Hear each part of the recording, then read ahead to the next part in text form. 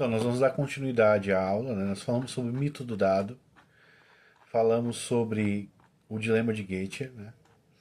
E nós vamos falar agora sobre, antes de continuar, a gente falou também sobre Tales de Mileto. A gente vai falar sobre Kurt Gödel, tá? Que foi algo que me perguntaram, eu decidi colocar nesse vídeo, antes da gente continuar a trajetória histórica. Ele foi um dos maiores lógicos da história, tá? Revolucionou a matemática com o teorema da incompletude. Tá? Então ele demonstrou que qualquer sistema axiomático consistente suficientemente poderoso para descrever a aritmética, existem proposições verdadeiras que não podem ser provadas dentro do próprio sistema. Tá? Então, a gente tem aquele sistema inteiro, mas dentro daquele sistema existem proposições verdadeiras que não podem ser provadas.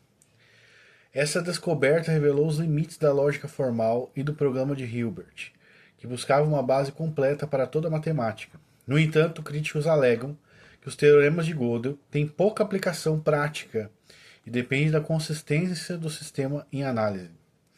Então você percebe que para que ele prove essas coisas, né, para que vamos dizer assim, o teorema dele faça sentido, ele depende obviamente de todo o sistema. Então todo o resto do sistema aponta que existem proposições ali dentro do sistema que são verdadeiros, mas que são improváveis. É isso que ele diz. Contudo, essas críticas não invalidaram sua relevância teórica, já que os teoremas estabelecem limites fundamentais para a matemática. Os teoremas de Gödel dialogam com questões metafísicas mais amplas, especialmente o debate do realismo e antirrealismo. A gente falou sobre isso, né? Lembra? Inclusive foi basicamente sobre isso que a gente estava falando antes, no último vídeo. O realismo sustenta que existe uma realidade objetiva independente da mente humana, enquanto o antirrealismo questiona essa independência, argumentando que nossas percepções moldam a compreensão da realidade. Então, basicamente a realidade ela é algo independente da minha mente e objetiva, ou ela é algo causado pela minha mente, né? Ou subjetiva à minha mente. Obviamente, a realidade vem da mente de Deus, né? Biblicamente falando. No entanto, é crucial reconhecer que a metafísica, ao explorar aspectos fundamentais da realidade, como as leis da lógica, não equivale ao antirrealismo. Então, a gente não pode, por exemplo, justamente por causa das leis da lógica, foi algo que eu falei antes, né, invalidar a metafísica porque ela é algo que tem uma estrutura não física, não visível, né, e rotular ela como algo fora do real, né, ou surreal ou antirrealista. As próprias leis da lógica elas são coisas firmes e que são materiais. Né? A metafísica abrange a totalidade da realidade, tanto material quanto imaterial. Então, na metafísica, tanto o material quanto... Eu já falei isso, né? Quanto o imaterial fazem parte do estudo dela. Né? Sendo indispensável para compreender elementos universais imutáveis, como os princípios lógicos. Grandes pensadores corroboraram com essa visão. Aristóteles considerava a metafísica como a ciência do ser enquanto ser, identificando as leis da lógica com princípios universais necessários. Tomás de Aquino unificou metafísica com teologia, afirmando o mundo material, incluindo Deus e os princípios lógicos, né, que fazem parte dessa realidade total. Immanuel Kant, embora crítico da metafísica tradicional, reconheceu uma realidade suprassensível que fundamentava as leis da razão. E filósofos racionalistas como René Descartes, Spinoza e Leibniz reforçaram essa visão ao defender que a razão e as leis da lógica são inatas, imateriais e pertencem a uma ordem universal. Então, quando a gente fala sobre coisas invisíveis ou coisas intangíveis, a gente não está falando sobre coisas não reais. Né? Então fica bem claro que isso não é só um pensamento empirista, você tem Descartes, Leibniz, Spinoza, né? Então é um consenso de filosofia que as coisas não físicas são reais também. Adicionalmente, filósofos pressuposicionalistas como Cornelius Van Til e Greg Bunsen argumentaram que as leis da lógica são evidências de uma base metafísica maior sustentada por Deus. Para esses pensadores, negar a realidade metafísica leva a contradições filosóficas, demonstrando que ela é essencial para uma compreensão completa da existência. Portanto, afirmar que a metafísica cai no antirrealismo é incorreto, pois ela pressupõe e investiga uma realidade objetiva, abrangendo aspectos imateriais e universais. Tá? Primeira premissa. Aqui tem um exemplo, tá? Para você entender. Se a metafísica trata de aspectos fundamentais da realidade total, material e imaterial, ela pressupõe uma realidade objetiva. Premissa 2. A metafísica trata de aspectos de uma realidade total, como as leis da lógica, que são imateriais e objetivas. Conclusão, portanto, a metafísica pressupõe uma realidade objetiva e não pode ser reduzida a antirrealismo. Tá? Isso aqui é uma refutação à ideia de que a metafísica cai em antirrealismo. Mas agora vamos seguir. Tá? Dessa forma, a realidade metafísica é representada por elementos imateriais, como a lei da lógica, íntegra e realidade total, desafiando limitações puramente materialistas. A metafísica permanece essencial para entender a profundidade e abrangência do que chamamos de realidade. Aí vamos aqui, ó. Kurt Gödel, com seus teoremas da incompletude, mostrou que dentro de sistemas formais muito poderosos, como os da matemática, há verdades que são impossíveis de serem provadas. A gente já estava falando sobre isso, né? Usando somente regras e axiomas daquele sistema. Isso não significa que todas as verdades são incompletas ou inacessíveis. Tá? Então, verdades simples e bem definidas como 1 mais 1 igual a 2 podem ser totalmente conhecidas e provadas. Essa é uma verdade completa e perfeita no universo da aritmética. Agora, qual o problema? O problema é o Gödel dizer, não que, vamos dizer assim, obviamente ninguém vai dizer que a gente sabe todas as coisas, né? Só Deus é onisciente. O problema é ele dizer que essas realidades dentro daquele sistema são independentes daquele sistema. Né? Então, mas ele chegou àquela conclusão de que aquilo era uma verdade a partir de algum outro sistema. Então, a verdade pelo qual ele chegou, por exemplo, que 1 mais 1 é 2, a verdade aritmética, vamos supor, ou alguma outra, ela faz parte desse campo. Mas ela foi a base para a qual ele provasse isso. Mas ela é independente de outra coisa que ele está estudando. Então, por exemplo, assim, o problema é você avaliar o sistema como se fosse independente. Então você tem ali uma verdade que pertence à aritmética, uma verdade que pertence ao empirismo, vamos supor, à ciência, né, empírica, uma verdade que pertence à história. Não. Biblicamente falando, a verdade tem uma fonte só. Deus é o Deus da verdade. Né? Tu nos redimiste, Senhor, Deus da verdade, está no Salmo. Então Deus é o Deus da verdade. Então a verdade tem uma fonte só. Né? Deus é a verdade, inclusive. Né? Então, obviamente, biblicamente falando, é falso você dizer que a verdade ela pode advir de uma outra fonte ou de um outro, ou não faça parte do sistema a priori. Um único sistema que pode resolver isso é um dogmatismo, né? Um dogmatismo cristão. Então, no dogmatismo cristão, que é basicamente o escrituralismo, você tem Deus como fonte da verdade, ele que causa o conhecimento no homem. Então você não tem duas fontes de conhecimento. Como Deus, isso é a solução de Gordon Clark, o ocasionalismo.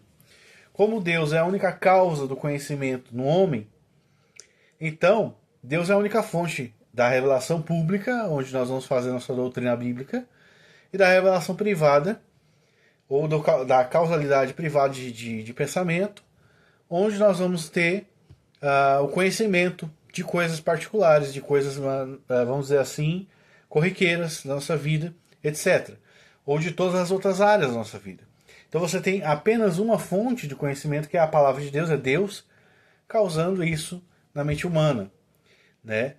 Por meio da revelação bíblica, da revelação geral, ou por meio até de uma causalidade direta. Então, o problema de Gödel não é um problema para nós, é um problema para quem pensa ou parte do pressuposto que a verdade é fragmentada. Ele deve provar então, porque como que tu vai provar? Porque você sempre vai retroceder. Então, ele provou, por exemplo, que X é o primeiro princípio daquela linha de raciocínio ali, né? Da aritmética. Mas daí ele sabe que é errado matar. Aonde ele vai apelar? Ele vai apelar para outro princípio. E qual princípio julga qual? Quando você apela para um outro princípio, então você está apelando para uma fonte de verdade. Sei lá, o consenso humano, vamos supor que se ele fosse, né, um naturalista, enfim, ele vai apelar para o instinto gregário, vai apelar para tudo isso, mas não é uma aritmética que diz que 1 mais 1 é 2. Entende? Então ele tem dois princípios epistêmicos, e esses dois princípios, um não pode julgar o outro, eles trabalham em campos totalmente diferentes. Né? Quem vai defender algo parecido aí dentro do pressuposicionalismo é o Doivert. Mas o próprio Doivert ainda aponta que esses princípios estão submetidos à revelação de Deus, né? Diferente desse cara.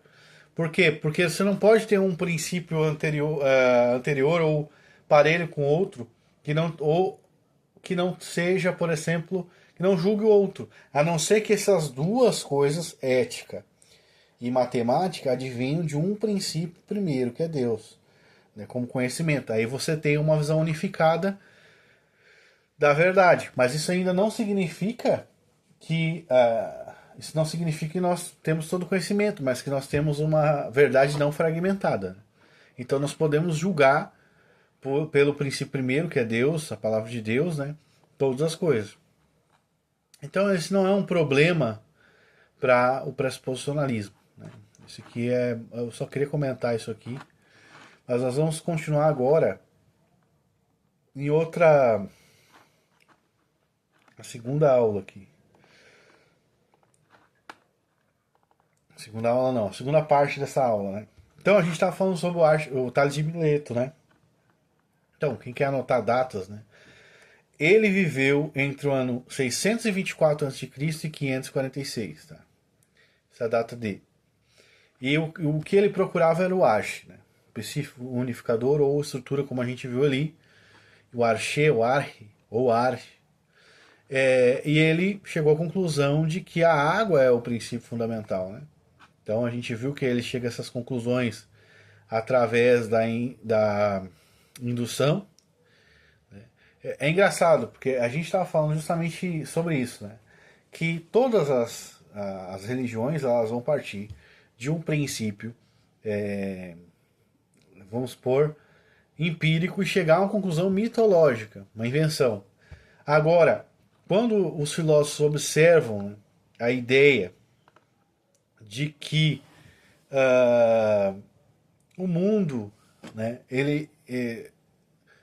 a estrutura dele é água, vamos supor, como o Tales de Mileto, através da observação, isso não é tido como mitologia, né?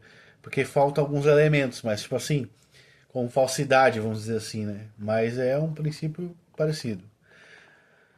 Então, aqui ó, no próprio texto que eu compartilhei, a escolha da água como haste pode ter sido influenciada por observações empíricas.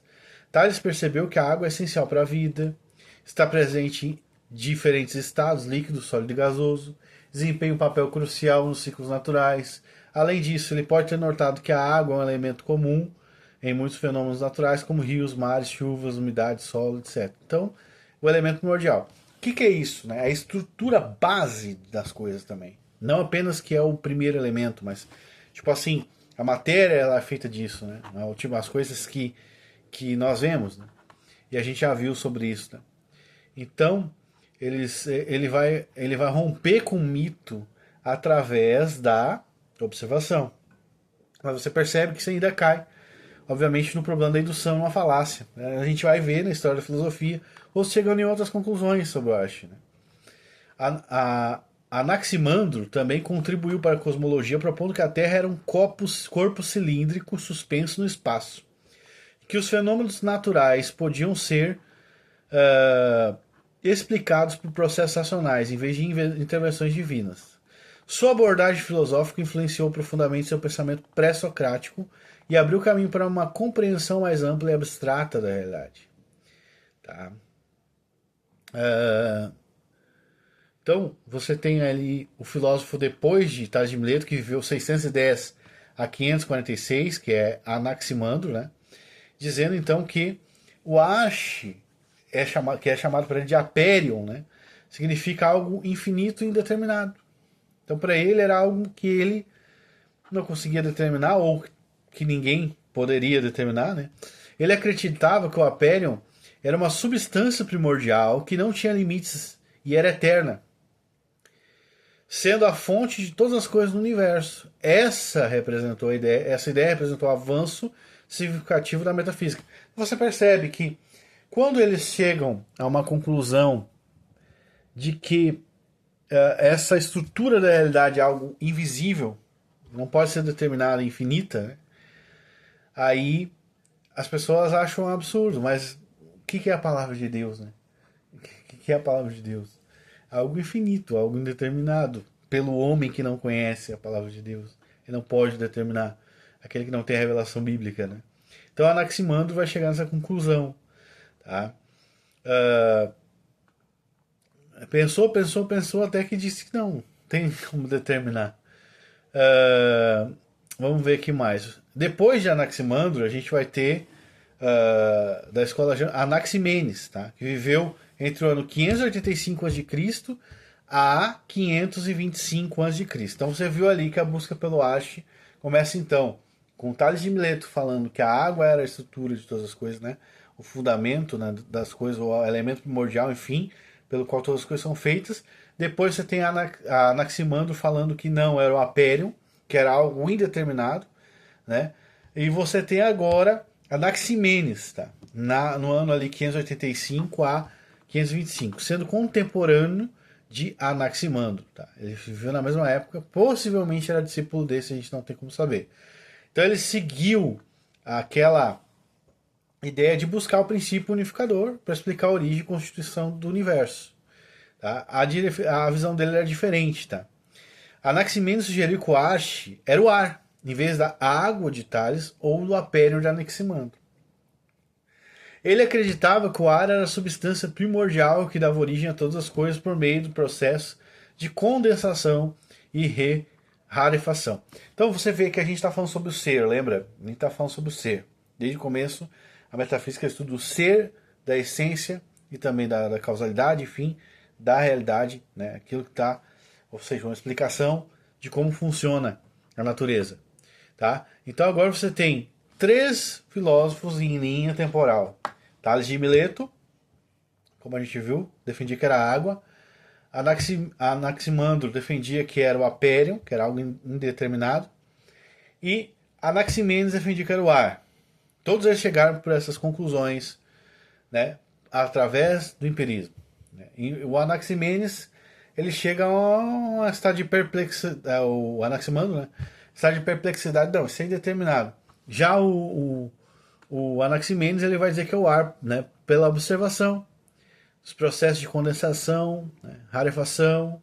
O ar, ao se condensar, formava elementos da água e terra. E ao se refazer, gerava fogo.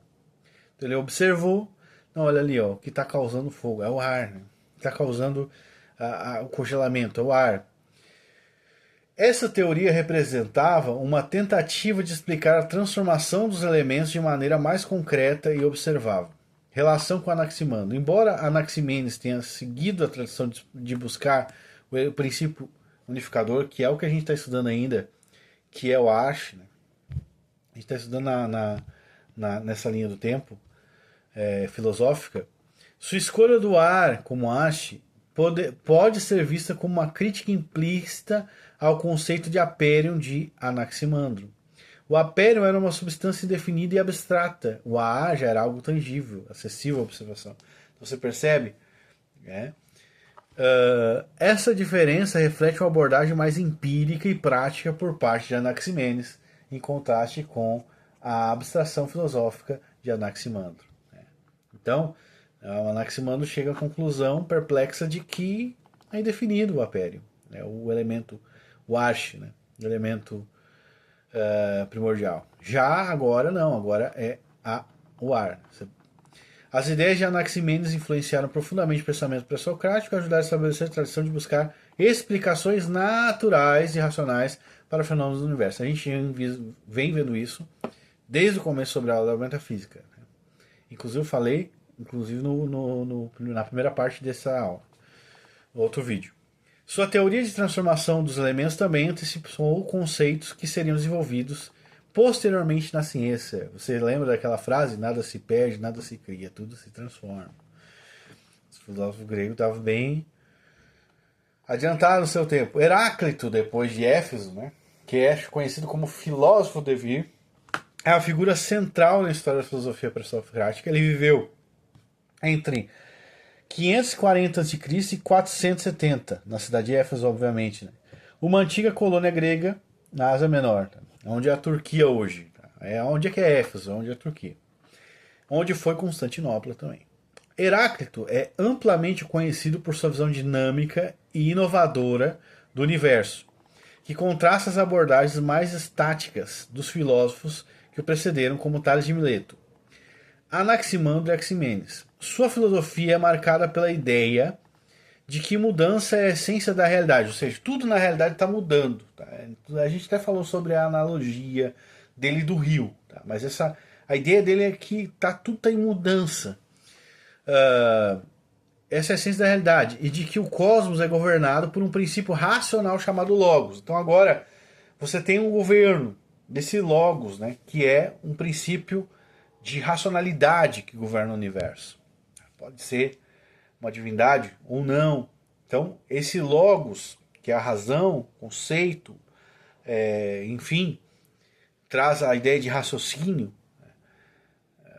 tanto de conhecimento, de palavra, raciocínio.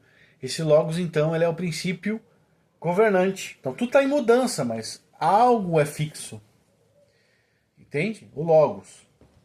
Então, diferente dos outros, né? Ele não estava muito pensando ali no ar das coisas, mas na natureza das coisas, no sentido de que como elas funcionam, né? Como causalidade. Essa ideia mais de Heráclito é não ir tão profundo naquilo que é a ontologia original das coisas, né? Mas ele vai chegar à conclusão que tudo é fogo, né? A contribuição, né, a filosofia do devir, né, mais famosa de Heráclito é a filosofia do devir, que enfatiza que tudo no universo está em constante transformação. Tudo flui. Pantarrei, ele fala, né? Tudo flui. Pantarrei em grego. Que encapsula sua visão de que nada permanece o mesmo e que a mudança é a única constante. Essa ideia é ilustrada pela metáfora do rio, onde ele diz que não, né, onde as pessoas usam, né, não se pode entrar no mesmo rio duas vezes, pois novas águas estão sempre fluindo. Então aquele rio é o mesmo rio? Não, por quê? Porque são só novas águas. A filosofia do devir. Para Heráclito, tanto o rio quanto a pessoa que entra já estão em constante mudança, simbolizando a natureza dinâmica da existência. Então você percebe que há uma carência de racionalidade na ideia de que todas as coisas estão em constante mudança. Então eu perco a minha identidade, eu já não sou mais o mesmo. Né? Perco minha identidade, perco minha personalidade, perco tudo. Essa ideia de que tudo está em constante mudança, ela é, no final de contas, um risco. Né? Então Heráclito vai apelar, obviamente, para o Logos como princípio racional. Né? Então, tipo assim, a gente está em constante mudança, mas existe algo que não está. Essa visão do dever representa uma ruptura significativa com os filósofos da escola jônica que buscavam um princípio unificador para explicar a origem e constituição do cosmos. Enquanto Tales propôs que a água era o Asha, Anaximandro sugeriu que era o Aperion, né, infinito e indeterminado, e Anaximenes escolheu o ar. Heráclito, por outro lado, rejeitou a ideia que o universo pudesse ser reduzido a um único elemento, ou substância primordial. Para ele, a realidade era caracterizada por um fluxo contínuo e pela interação de opostos. Né? Ele usa a ideia do fogo como analogia só para isso. Então, para ele, na verdade, não podia ser reduzido a um único elemento, o universo. Né? Então, somente pode ser estudado através da visão dele de mudança. É isso que Heráclito está buscando aqui. Tem a doutrina dos opostos também. Uma das ideias centrais de Heráclito é a doutrina dos opostos, que afirma que os contrastes e os conflitos são essenciais para a harmonia, a transformação do cosmos. Ele acreditava que a luta entre os postos, como quente e frio, claro e escuro, vida e morte, era o motor de mudança da criação. Essa visão é expressa pela famosa frase: a guerra é a mãe e rainha de todas as coisas. Para Heráclito, a tensão entre os opostos não era destrutiva, mas criativa, gerando equilíbrio e ordem no universo. Essa doutrina dos opostos também reflete a visão de Heráclito sobre a natureza humana e a sociedade. Ele acreditava que o conflito e a diversidade de opiniões eram necessários para o progresso e compreensão. Essa perspectiva dialética influenciou profundamente o desenvolvimento da filosofia ocidental, especialmente o pensamento de Platão e Hegel. O Logos. Outro conceito fundamental na filosofia de Heráclito é o Logos, que ele descreveu como uma razão universal ou ordem subjacente que governa o cosmos. Então você imagina, tudo em mudança. Sem um princípio racional, então tudo é uma loucura, né? Ela só vai. O Logos é eterno e imutável, mas permite e regula o fluxo constante de mudança no universo. Heráclito acreditava que o Logos era acessível à razão humana, mas lamentava que a maioria das pessoas não o compreendesse ou reconhecesse. Ele viu o Logos como uma chave para entender a natureza e o significado da existência. O conceito de Logos teve um impacto duradouro na filosofia e na teologia, influenciando pensadores como os estoicos, que interpretaram como a razão divina que permeia o universo, e os primeiros cristãos, que associavam ao verbo divino, que é Cristo. Né? A crítica aos filósofos anteriores. Heráclito criticou os filósofos anteriores, como Tales, Anaximandro e Anaximenes, por suas tentativas de reduzir o universo, como a gente viu, a um único elemento ou substância primordial. Ele considerava que essas abordagens simplistas inadequadas para capturar a complexidade e dinâmica da realidade. Para Heráclito, a mudança e o conflito eram aspectos fundamentais da existência, e qualquer tentativa de ignorá-los, reduzi-los a uma explicação estática era falha. Obviamente aqui eu não concordo com ele. Essa crítica reflete a abordagem mais abstrata e filosófica de Heráclito. Então, em vez dele pegar e dele ir até o final, né, de querer saber a estrutura de todas as coisas, ele diz que isso é reduzir a realidade. Né? Que buscava compreender a realidade em termos de processos e relações, em vez de substâncias fixas. Ele estava afim de algo mais filosófico, mais no sentido de existencial, né? Não só existencial, mas poético. Sua visão dinâmica do universo representava um avanço significativo do pensamento filosófico que abriu caminho para uma compreensão mais complexa e multifacetada da realidade. O impacto de Heráclito, né? A gente vai ver ali que ele impactou diversos filósofos, a gente já viu isso, tá? Então, depois a gente vai ter Parmênides, depois de Heráclito. A gente estudou bastante agora Heráclito, vamos estudar Parmênides. Parmênides de Eleia é uma figura central na história da filosofia ocidental, sendo amplamente conhecido como fundador da ontologia, que é o estudo da natureza das coisas, ok? Isso é ontologia. Tá? A disciplina filosófica que estuda o ser enquanto tal. Ele viveu entre aproximadamente 515 a.C. e 450 a.C., na cidade de Eleia, localizada na Magna Grécia, região sul da Itália.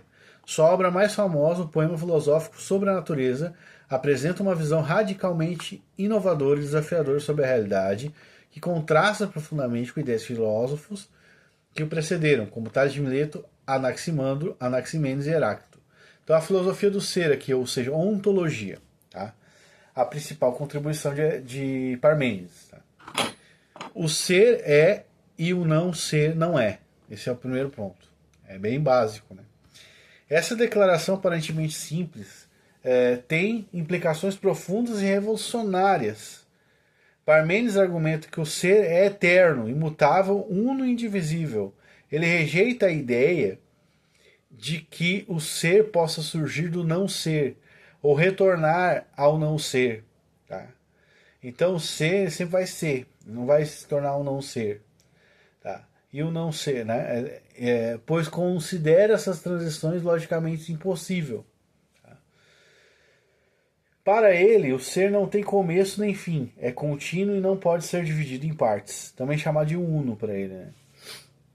Essa visão contrasta diretamente com a filosofia de Heráclito, que enfatizava o fluxo constante e a mudança como essência da realidade. Parmênides, por outro lado, considerava a mudança como uma ilusão, afirmando que a verdadeira realidade é estática, imutável. Então, Parmênides viu um problema, né, na filosofia de Heráclito. Realmente, vai virar um relativismo sem fim. Então, ele traz a essa ideia do ser e não ser como base e estrutura do seu raciocínio. Então, ele argumenta que o que percebemos como mudança ou multiplicidade é apenas a aparência enganosa, criada pelos sentidos, e que a razão é o único meio confiável para alcançar a verdade. Então, os sentidos eles vão nos enganar. Né? O poema sobre a natureza é dividido em 3 partes. Por exemplo, o prólogo, depois a via da verdade e a via da opinião. No prólogo, Parmênides escreve uma jornada metafórica em que é conduzido por uma deusa ao caminho do conhecimento. Essa narrativa mística reflete a importância da razão e da lógica na busca pela verdade. Na via da verdade, Parmênides apresenta sua visão do ser como eterno e imutável, utilizando argumentos rigorosos para sustentar suas afirmações. Ele defende que o ser é a única coisa que pode ser pensada e dita, pois o não ser não pode ser concebido, nem enunciado. Né? Ele não existe, não é? Então o que é? Não pode nem ser mencionado. Né? Só um conceito. Para Parmênides, pensar e ser são inseparáveis. E o pensamento só pode se referir ao ser. Na via de opinião, Parmênides critica as crenças comuns e explicações baseadas nos sentidos, que ele considera enganosas. Então, vai ficar no campo da opinião para Parmênides, né? Aquilo que vem dos sentidos, que é enganoso. Ele argumenta que as percepções sensoriais levam ao erro e à falsidade, enquanto a razão é o único caminho para alcançar conhecimento verdadeiro. Então, Parmênides ele vai ter essa ideia de que a verdade é algo que não muda. Né? E os sentidos, né, que tanto nos enganam, fazem com que nós façamos julgamentos falsos. Ele não só ele vai chegar nessa conclusão, Sócrates vai seguir, Zenão de Eleia também vai seguir esse pensamento. Então Parmênides vai criticar ali Tales, Anaximandro e Anaximenes e Heráclito por suas tentativas de explicar a realidade com base em elementos específicos ou processos dinâmicos. Então ele rejeitou a ideia de que o universo pudesse ser reduzido a um princípio unificador, também, como o apério, ou ar, ou a mudança, a essência, fosse a essência da existência. Então ele rejeita até a ideia do próprio Heráclito. Né? Embora ele tenha concordado que elementos específicos não poderiam chegar até esse princípio unificador, ele também rejeita a ideia de Heráclito. Para Parmênides, essas abordagens não capturavam a verdadeira natureza do ser que ele considerava eterno e imutável. Sua crítica a Heráclito é particularmente significativa, pois representa um confronto direto entre duas visões opostas da realidade. Enquanto Heráclito via a mudança como fundamental, Parmênides argumentava que a mudança era uma ilusão e que a verdadeira realidade era imutável. Então, a verdade não pode ser mudada. Basicamente é esse o pensamento de Parmênides. Né? A crítica dele a Heráclito. 1 mais 1 é 2, não vai deixar de ser.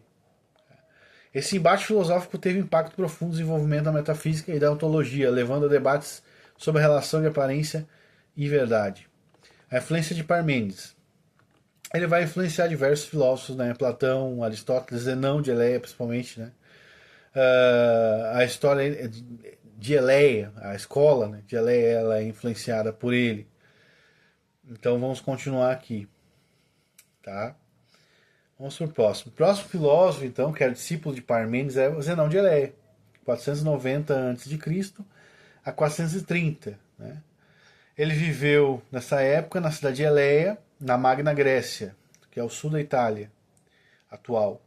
Zenão é amplamente conhecido por seus paradoxos que buscavam defender as ideias de Parmênides sobre a unidade e imutabilidade do ser, ao mesmo tempo que desafiavam as concepções comuns do movimento, multiplicidade e segurança. Sua contribuição à filosofia é notável, tanto pela profundidade de seus argumentos quanto pela influência que exerceu sobre o desenvolvimento da lógica e da dialética. Então ele vai trabalhar basicamente o mesmo pensamento de Parmênides, e ele vai usar paradoxos filosóficos, né, para demonstrar então, Zenão de Eleia, tá? Para demonstrar então que esses pensamentos de que as coisas elas são mutáveis, né? Ou que a verdade é mutável, elas são falsas, né? Ou que o empirismo pode fornecer conhecimento. Então, ele vai defender a questão do ser, né? Que é o uno, né? Zenão, que é eterno e imutável. Acreditava na multiplicidade, que a multiplicidade de movimento, como percebidos pelos sentidos, eram ilusões que apenas a razão poderia revelar a verdadeira natureza da realidade. Mesma coisa que o mestre dele. Tá? Então nós vamos ver agora os paradoxos de Zenão. São sua contribuição mais famosa e continuam a ser objeto de estudo e debate até hoje. Tá? Eles foram projetados para demonstrar a impossibilidade lógica do movimento da multiplicidade, desafiando concepções pitagóricas e heraclitianas da realidade. Entre os paradoxos mais conhecidos estão, então aqui vem os paradoxos, né, para desafiar justamente a ideia de que nada permanece o mesmo, né, tudo muda. Paradoxo de Aquiles e a tartaruga. Nesse paradoxo, Zenão argumenta que em uma corrida entre Aquiles, o corredor rápido, e uma tartaruga, que começa com uma vantagem, Aquiles nunca alcançará a tartaruga. Isso ocorre porque, para alcançar a tartaruga, Aquiles primeiro precisa correr a distância até o ponto onde a tartaruga estava. Mas nesse tempo a tartaruga já havia avançado um pouco mais. E nesse processo, esse processo vai continuar infinitamente, sugerindo que Aquiles nunca alcançará a tartaruga. Esse aqui é um paradoxo para demonstrar que a ideia do movimento ela é falsa. Né? Então, Aquiles está correndo com uma tartaruga, ele sempre dá uma vantagem para a tartaruga, ele chega até a tartaruga, mas nunca alcança ela, nunca alcança a tartaruga. Quando ele está chegando nela, ela já não está mais ali, já andou tanto tempo, e aí ele já tem que dar essa mesma vantagem para a tartaruga e nunca vai alcançar mesmo. Segundo é o paradoxo da dicotomia. Esse paradoxo afirma que para correr qualquer distância é necessário primeiro percorrer metade dessa distância, pois metade da metade e assim por diante. Como esse processo de divisão é infinito, Zenão conclui que o movimento é impossível, pois nunca se pode completar um número infinito de etapas. Então, se você dividir, né, a distância infinitamente, você nunca vai chegar porque é infinito, né?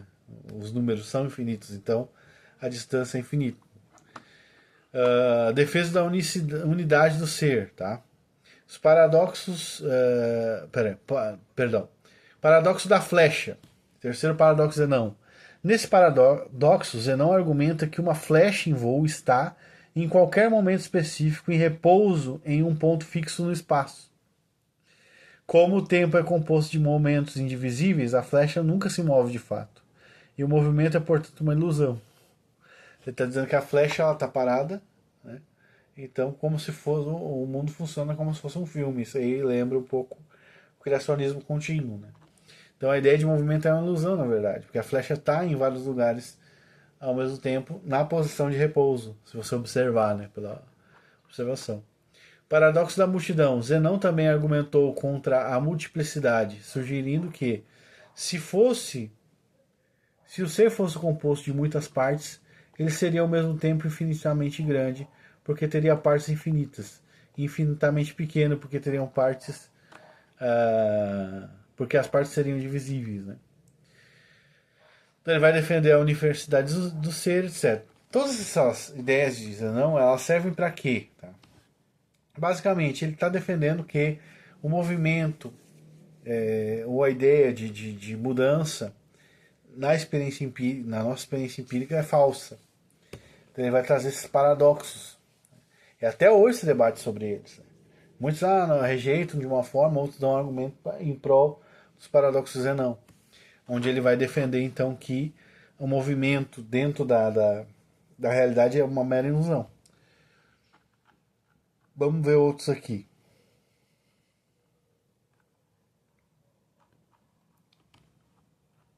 Tá. A gente vai ver, depois de Zenão, a gente vai ver Empédocles, né? Ele viveu 495 a 435 a.C., na Cilícia. e é conhecido por sua tentativa de reconciliar visões conflitantes de Parmênides e Heráclito, ao mesmo tempo que introduziu uma nova perspectiva metafísica, baseada nos 4 elementos fundamentais e nas forças do amor e do ódio. Então, o que é? Né? Então, tipo assim, ele vai trazer uma ideia totalmente diferente, ele vai tentar conciliar Zenão com Heráclito, ou Parmênides com Heráclito. Né?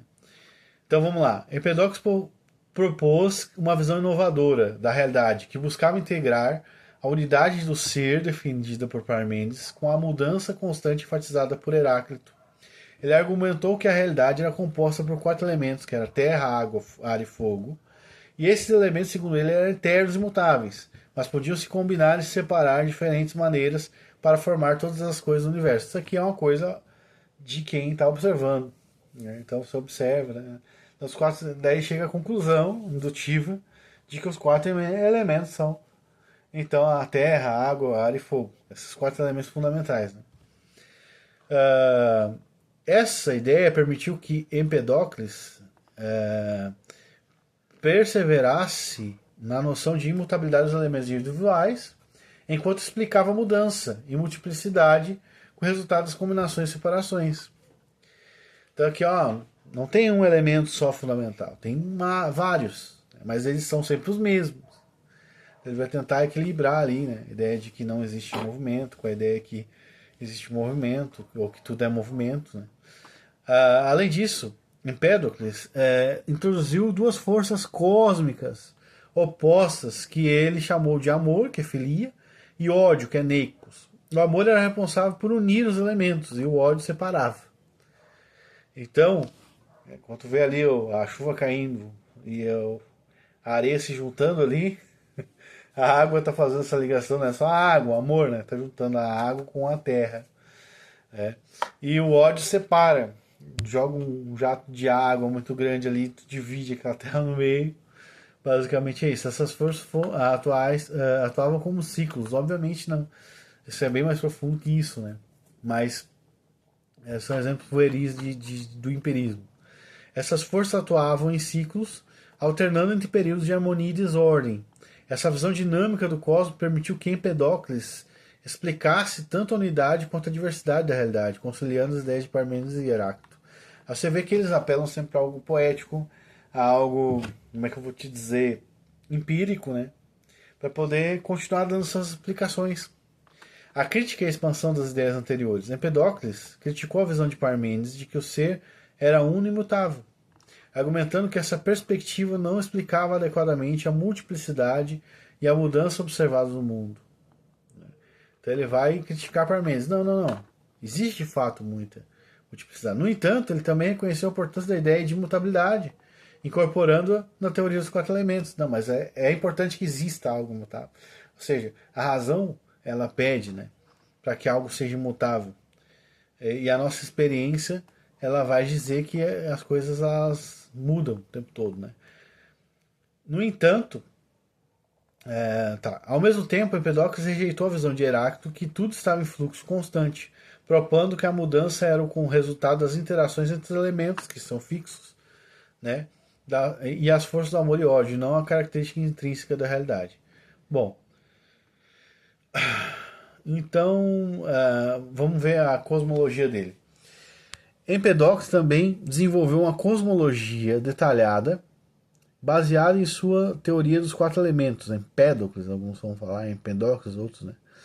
Então, a cosmologia dele era baseada na teoria dos 4 elementos e nas forças do amor e ódio. Ele acreditava que o universo passava por ciclos eternos de criação e destruição, alternando entre períodos de harmonia, em que o amor predominava, e períodos de desordem, em que o ódio era dominante. Então, o universo, né, nunca teve um começo, sempre existiu. Essas forças sempre existiram, o amor e o ódio também sempre existiram, e fica essa coisa de harmonia e desordem, né? Durante os períodos de harmonia, os elementos se uniam para formar o cosmos ordenado, e nos outros, né, resultavam num caos. Então, basicamente, esse é o pensamento dele. A gente vai pular aqui um pouco, que não tem muita coisa para... Vamos ver aqui. Filosofia de Anaxágoras, tá? Anaxágoras, ele vai propor, ele é um filósofo depois de Empedocles, né? Empédocles. E ele vive ali de 500 a.C. a 428, tá? Então ele vai introduzir conceitos diferentes ali, vai romper com outros filósofos e vai para uma parte mais científica, entre aspas, né? Ele propôs uma visão metafísica que se afastava das explicações baseadas em elementos específicos, como os 4 elementos de Empédocles, e introduziu a ideia de que o universo é composto por uma infinidade de sementes ou partículas fundamentais. Ele acreditava que essas partículas eram eternas, imutáveis e infinitamente divisíveis, e que todas as coisas do mundo eram formadas por combinações de sementes. Essa teoria representava um avanço significativo em metafísica, pois oferecia uma explicação mais detalhada e abrangente para a diversidade e complexidade do cosmos. Anaxágoras, né, além disso, introduziu o conceito de nous, mente, que ele escreveu como uma força cósmica inteligente e ordenadora. O nous era responsável por organizar e colocar as coisas em movimento, colocar em movimento as sementes, criando o cosmos e todas as coisas nele. Então você tem algo fixo aqui de novo, você tem o nous, né? Seria comparado ao Logos de Heráclito. E você tem as sementes, que seriam também coisas com natureza própria, não mudam, mas diferentes, múltiplas. Para Anaxágoras, nous era eterno, imutável e separado das sementes, sendo a fonte de ordem e racionalidade do universo. Essa ideia foi uma das primeiras tentativas de explicar o cosmos como resultado de uma inteligência superior e teve um impacto duradouro na filosofia e teologia.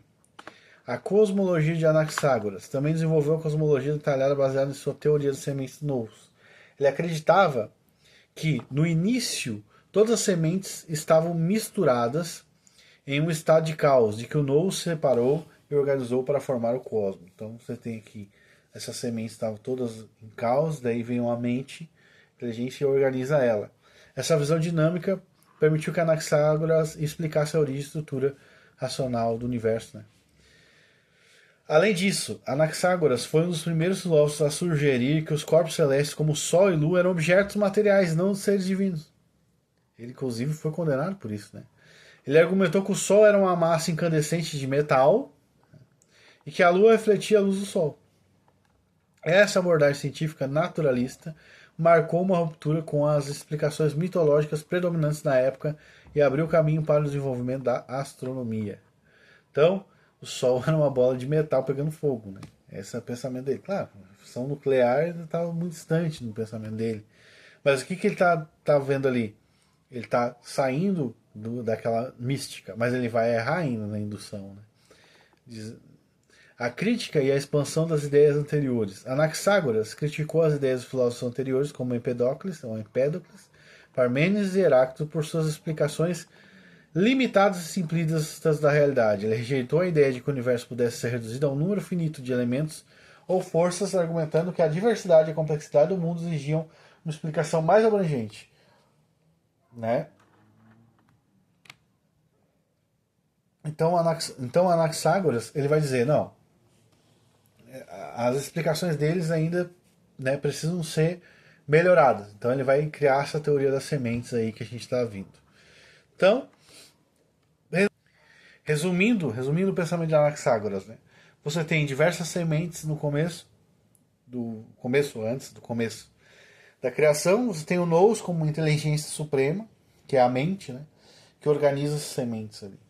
Isso não vai estar muito distante do demiurgo de Sócrates, né? Que a gente já viu nas outras aulas, mas a gente vai se aprofundar ainda nessa ideia. Tá? As ideias de Anaxágoras tiveram um impacto profundo na filosofia e na ciência. A teoria das sementes antecipou conceitos que seriam explorados posteriormente na física, na química, enquanto a visão do nous influenciou o pensamento metafísico teológico.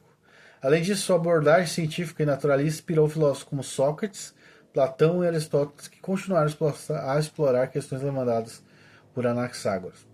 Anaxágoras também enfrentou a oposição e perseguição por suas ideias, especialmente as dos corpos celestes como objetos materiais. Quando ele disse que o Sol não era Deus e que a Lua não era uma deusa, ele foi acusado de impiedade e forçado a deixar Atenas.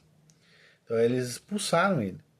Mas suas ideias continuaram a influenciar o pensamento filosófico científico por séculos. Conclusão. Anaxágoras de Clazomenas é uma figura seminal na história da filosofia, cuja obra representa um avanço significativo na metafísica e na cosmologia. Sua teoria das sementes do nous ofereceu uma explicação inovadora e abrangente para a origem e estrutura do cosmos. Enquanto sua abordagem científica naturalista marcou uma ruptura com as explicações mitológicas predominantes, Anaxágoras nos lembra da importância de questionar suposições comuns. É só um Deus, por quê? Né? E buscar uma compreensão mais profunda e racional da realidade. Né? Deus não causa o mal, por quê? Pois Anaxágoras, o maior filósofo significativo da linha temporal que apresentou ideias metafísicas, foi Leucipo de Mileto, né? Ou alguns falam Leucipo, né? Mas eu acho que Leucipo de Mileto é o mais próximo. Ele viveu entre 500 a.C. e 440. Leucipo é conhecido como fundador da teoria atomista, uma das contribuições mais revolucionárias para a metafísica e ciência. Sua obra marcou uma ruptura com as explicações baseadas em elementos ou forças cósmicas, introduzindo uma nova perspectiva sobre a constituição da realidade. Então vamos ver a filosofia de Leucipo. Propôs que o universo é composto por partículas indivisíveis e eternas chamadas de átomos, que se movem no vazio, e acreditava que os átomos eram as unidades fundamentais da realidade e que todas as coisas do mundo eram formadas por combinações desses átomos. Essa teoria representava um avanço significativo na metafísica, pois oferecia a explicação mecanicista racional para a diversidade e complexidade do cosmos. Né? E, obviamente eu não acho que isso é racional. Né? Então o que acontece? O Leucipo ele vai trazer, primeira vez na história, a ideia atomista. Então o universo é composto por essas partículas que são indivisíveis e eternas. Além disso, Leucipo ele introduziu o conceito de vazio como elemento essencial para o movimento dos átomos. Então você tem que ter um espaço, né, para que essas partículas elas subsistam ali. Ele argumentou que sem o vazio os átomos não poderiam se mover ou se combinar, e que o vazio era tão real quanto os próprios átomos. Agora você percebe que no último vídeo eu falei ali sobre que na física, na ciência hoje em dia, eles falam que as coisas nem se tocam. Né? O machado cortou a árvore. Não. Os átomos do machado, ali, a relação ali não é de toque da matéria primordial, ou que a ciência tem como primordial. Né? A gente sabe, eu creio, que o elemento fundamental de todas as coisas é a palavra de Deus, né? O que Deus define, na real. Então você tem isso, né? Então ele vai ter essa teoria aí, atômica. Essa ideia desafiava as concepções anteriores, que negavam a existência do vazio e consideravam o espaço como preenchido por alguma substância. Então, anteriormente a ele, o espaço ele era algo que era cheio de alguma coisa, né? E aí eles vão falando o que seria na filosofia, né? Os outros filósofos. Além disso, Leucipo introduziu o conceito, a gente já viu isso aqui, né? A cosmologia de Leucipo. Leucipo também desenvolveu a cosmologia baseada em teoria atomista. Ele acreditava que o universo era infinito, eterno e que os átomos se moviam de maneira aleatória no vazio, formando diferentes combinações que davam origem a todas as coisas. Então, é como se fosse um Lego, né? Os átomos ali. Um pouco parecido com a teoria de hoje, eles iam formando então as coisas que existem hoje. A gente vai pular um pouco isso aqui. Então, basicamente era isso, né? Depois a gente vai para Demócrito. Eu vou falar sobre Demócrito, então, que é o filósofo que vem logo depois aí nessa sequência. A gente vai estudar os outros ainda, né? Sócrates e Platão, Aristóteles, de maneira mais profunda que a gente estudou antes. Aqui a gente viu basicamente o pensamento de todos os filósofos até agora. A gente vai vendo onde eles vão se alinhando ali. Então você tem Demócrito de Abdera, né?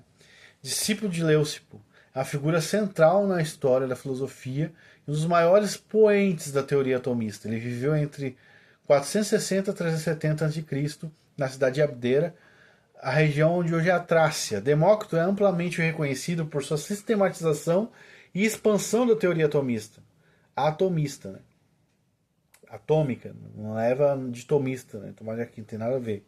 Que buscava explicar a constituição da realidade e os fenômenos naturais por meio de princípios racionais e mecanicistas. Sua obra representa um marco na transição do pensamento filosófico para a abordagem mais científica materialista. Filosofia de Demócrito. Demócrito desenvolveu e refinou a teoria atomista proposta por Leucipo, argumentando que o universo é composto por átomos vazios, que é basicamente a mesma argumentação de Leucipo. Os átomos, segundo ele, são partículas indivisíveis, eternas, imutáveis e indestrutíveis, que se movem num vazio infinito. Ele acreditava que todas as coisas do mundo eram formadas por combinações de átomos e que as diferenças entre objetos e fenômenos eram resultado das variações na forma, tamanho e movimento dos átomos. Porque basicamente é o ensino na escola sobre química e física, né? E você tem também, obviamente, com muitas outras coisas, né? Por exemplo, você agora sabe que dá para dividir um átomo, né? Tem a fissão nuclear. Então vamos continuar aqui. Deixa eu ver onde é que a gente parou aqui. Tá, basicamente é isso. Além disso, Demócrito rejeitou a ideia de que os fenômenos naturais eram causados por forças divinas ou sobrenaturais. Ele argumentou que tudo no universo podia ser explicado por meio de interações entre os átomos.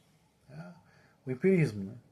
Sem a necessidade de intervenção divina. Essa abordagem materialista e mecanicista marcou uma ruptura com explicações mitológicas predominantes na época e abriu caminho para o desenvolvimento da ciência, dizem. A cosmologia de Demócrito. Demócrito também desenvolveu a cosmologia detalhada baseada na sua teoria atomista. Ele acreditava que o universo era infinito e eterno e que os átomos se moviam de maneira aleatória no vazio. Acaso vai me proteger enquanto eu ando distraído. Então é aleatório. Os átomos estão se movendo de uma maneira aleatória no universo, dando forma, formando diferentes combinações que davam origem a todas as coisas. E eles são eternos. O vazio também é eterno. Isso acontece por toda a eternidade. E ele sugeriu que os mundos eram formados e destruídos continuamente, como resultado das interações entre os átomos. É pura fatalidade. Além disso, Demócrito propôs que os corpos celestes, como Sol e Lua, eram compostos de átomos e que seus movimentos podiam ser explicados por meio de leis naturais. Essa visão científica e naturalista marcou essa ruptura. Perdão, pessoal. Essa visão dele, ela marcou uma ruptura, né, com a mitologia, ele vai dizer aqui, né? Ética de Demócrito. Embora mais conhecido por sua teoria atomista, Demócrito também fez contribuições significativas à ética. Ele acreditava que a felicidade ou eudaimonia, né, era o objetivo supremo da vida humana e que podia ser alcançada por meio da moderação, sabedoria e equilíbrio emocional. Ele enfatizava a importância da razão, autocontrole e busca da felicidade, e rejeitava os prazeres excessivos e as paixões descontroladas como fonte de sofrimento.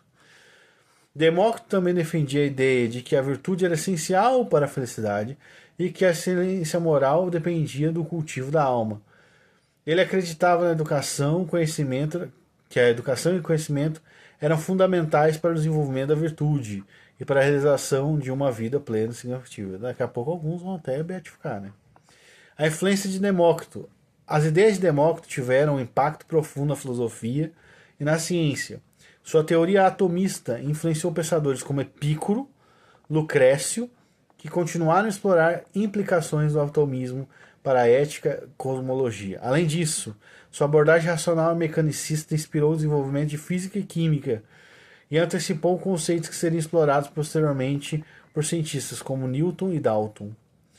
E embora suas ideias tenham sido amplamente ignoradas por Platão e Aristóteles, que preferiram explicações baseadas em formas e causas finais, o legado de Demócrito foi redescoberto e valorizado durante o Renascimento, quando sua visão materialista científica foi reconhecida como contribuição fundamental para o pensamento moderno. Conclusão.